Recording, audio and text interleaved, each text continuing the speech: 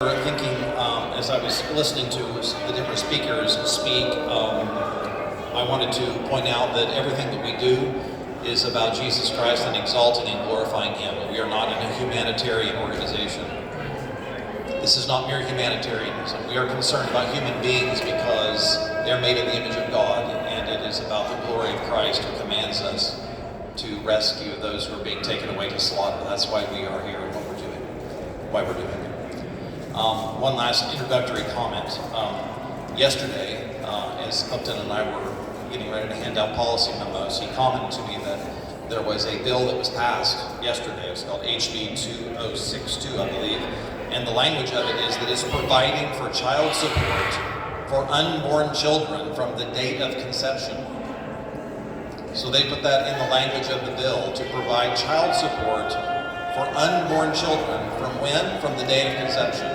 And it passed 85 to 34. This legislature is capable of noticing unborn children.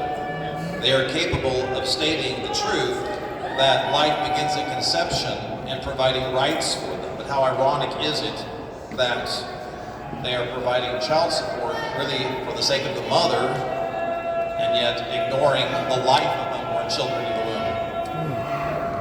womb? Okay.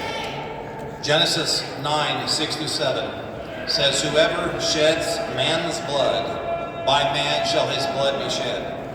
For in the image of God he made man. As for you, be fruitful and multiply, populate the earth abundantly and multiply in it."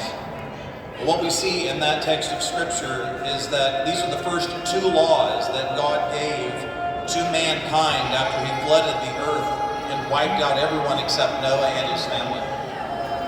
What are those two laws?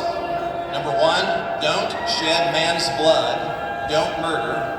And number two, be fruitful and multiply, have lots of children. Those were the first two laws that God laid down for mankind at the outset of his great reset. So don't murder each other, be fruitful and multiply. And then God attached a threat to that first law. If you do murder someone, you will suffer the consequences. You will reap what you sow. Your own blood will be shed by man. And that is the basis, of course, for the death penalty, whereby murderers are to be put to death by the civil magistrate. The punishment fits the crime. If you murder your neighbor, your life is forfeit. Everyone is born with a right to life, meaning a right under God to live and not be murdered by someone else. But if you murder someone, you lose the right to life. The magistrate